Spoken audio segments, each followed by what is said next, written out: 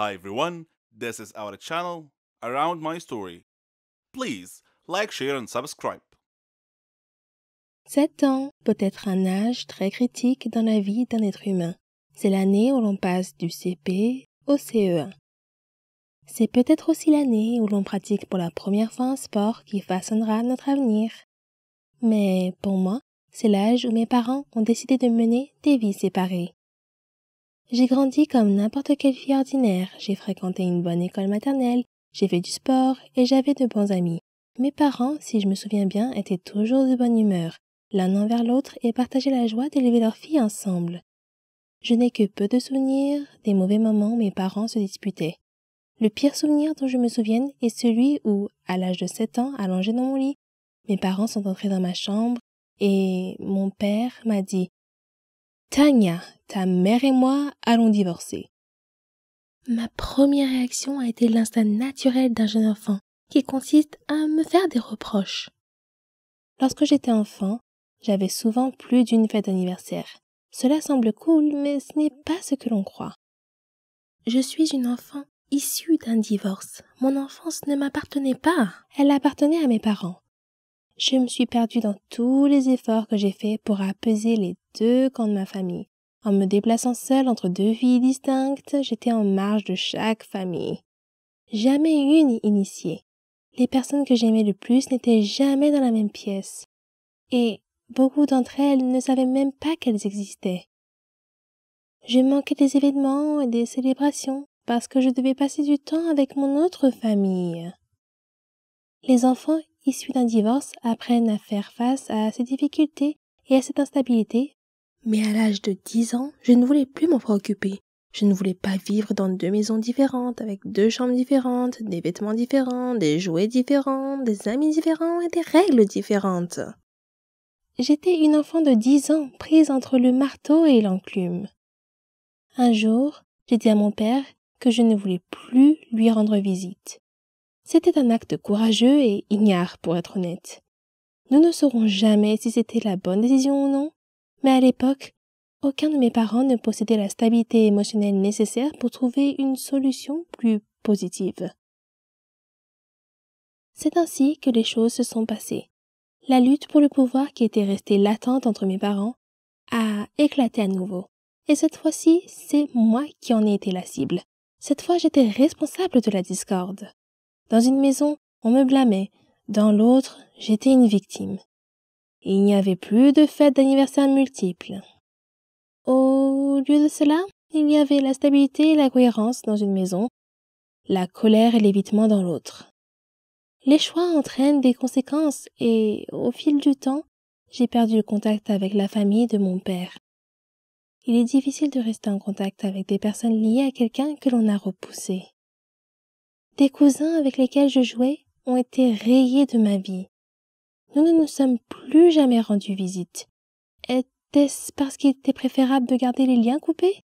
Ou était-ce ma punition pour avoir été une horrible enfant? Tout ce que je connaissais, c'était le silence et la perte. Au début de mon adolescence, ma mère s'est remariée et j'ai rencontré de nouveaux cousins. J'ai appris de nouvelles traditions de Noël et je me suis assise à la table avec des nouveaux enfants. Au lieu de reballoter d'une famille à l'autre, la vie s'est stabilisée. Même si je n'avais des nouvelles de mon père qu'une ou 2 fois par an, la vie était relativement stable. Mais les choses ont changé à nouveau lorsque ma mère et mon beau-père se sont séparés au cours de ma première année d'université. Je tentais de rester en contact avec les membres de ma famille chaque fois que je rentrais chez moi pour les vacances. Encore une fois, j'essayais de faire plaisir à tout le monde, alors que l'anxiété envahissait mes pensées. Avec qui dois-je passer le réveillon de Noël? Dois-je rendre visite à telle ou telle famille? Seront-ils offensés si je ne prends pas le temps de les voir? Seront-ils offensés si je n'apporte pas de cadeaux? J'aurais aimé que tout le monde vienne me rendre visite. Mais cela n'aurait pas très bien marché chez ma mère. Au lieu de cela, j'ai rendu visite à tout le monde par mes propres moyens, en apportant des petits cadeaux bien pensés que j'avais achetés avec mon budget d'étudiante. Je faisais la causette et me sentais étrangère. J'étais toujours l'invitée gênante, jamais l'hôte chaleureuse. Pendant les 10 années qui ont suivi ma sortie de l'université, j'ai vécu loin de chez moi. Pas un seul membre de mes 4 familles à l'exception de ma mère, n'est venu me rendre visite, ne m'a appelé ou n'a même fait savoir qu'il passait en ville. Pourtant, chaque fois que je rentrais chez moi pour Noël, je programmais des visites, j'achetais des cadeaux et je prenais le temps de voir autant de personnes que possible. Je faisais cela pour qu'ils se sentent bien, pas moi. Il y a 2 ans, j'ai déménagé et je vis désormais à moins d'1 journée de route de mes 4 familles, de leurs nouveaux conjoints et de leurs jeunes enfants. Nous sommes tous connectés sur Facebook, mais ma mère est toujours la seule personne qui m'appelle ou me rend visite. Lorsque j'entends dire qu'un membre de la famille est passé par la ville mais n'a pas appelé, cela m'attriste. Mais je me rends compte qu'ils n'appellent pas parce qu'ils ne me connaissent pas vraiment. Pour eux, je n'ai jamais été une personne fixe. Je n'étais là que pour quelques Noëls par-ci et par-là. Bien qu'ils soient ma famille, je n'ai jamais été la leur. Ils ne savent pas qu'ils ne sont qu'une des nombreuses personnes réparties dans 4 familles différentes avec lesquelles je n'ai pas pu rester en contact. Parfois, le divorce nous disperse trop pour que nous puissions nouer de véritables liens familiaux durables. Cet été, je vais me marier et fonder une famille. J'essaie de ne pas avoir trop d'attentes. Je sais qu'aucune famille n'est parfaite, mais mon futur mari est le roi du contact avec les gens. Il est persévérant, charismatique, indulgent et loyal. Il m'apprend le sens du mot famille. Ensemble, nous apprendrons à nos enfants à se tendre la main avec compassion et à se soutenir mutuellement dans les moments difficiles. Je me languis de joie et d'amitié avec ma nouvelle famille et j'ai l'intention de faire tout ce qui est en mon pouvoir pour rester mariée. Vous savez, parfois la vérité est encore plus étrange que la fiction, surtout si vous avez un sombre secret dans votre vie qui vous mettra en danger s'il était révélé. C'était mon cas, et voici mon histoire. Je m'appelle Charlotte et j'ai 17 ans. Je vis avec ma mère. Mon père est décédé avant ma naissance, alors ma mère a dû m'élever toute seule. Ma mère savait tout de moi. Mes études, mes amis. Elle avait certaines règles que j'étais censée suivre. Par exemple, il était interdit de manger à l'extérieur, je ne pouvais pas être amie avec quelqu'un sans qu'elle sache tout sur lui avant, etc. Je trouvais ces règles assez paranoïaques, et je lui ai demandé pourquoi elle imposait de telles restrictions pour que je me fasse des amis. Elle m'a répondu simplement que, de nos jours, on ne peut faire confiance à personne. Mais ce n'était pas une réponse très satisfaisante. Et quand je lui ai demandé ce que cela signifiait, elle n'a rien dit de plus. En grandissant, ces règles me déconcertaient encore plus, et je ne pouvais pas m'empêcher de me demander si elles avaient un rapport avec mon père, dont je ne savais rien. Maman disait toujours qu'il était un trouble-fête, et elle me disait que tout serait clair pour moi avec le temps. Un jour férié, j'ai rejoint un nouveau groupe. Nous avons fait beaucoup de concerts. C'était génial! J'étais douée pour jouer de la musique et chanter. Quand nous sommes allés camper, nous avons rencontré des étudiants d'autres pays. Nous nous sommes fait beaucoup de nouveaux amis et nous nous sommes amusés ensemble. Nous avons même eu la chance d'accroître la notoriété et la réputation de notre groupe. Après notre première représentation au camp, une fille asiatique s'est approchée de moi et m'a serré dans ses bras en disant « Charlotte, tu m'as beaucoup manqué !» Prise au dépourvu, j'ai demandé « Est-ce que je te connais ?» Elle m'a encore surprise en disant « Tu ne me reconnais pas ? Je suis Marie, ton amie !»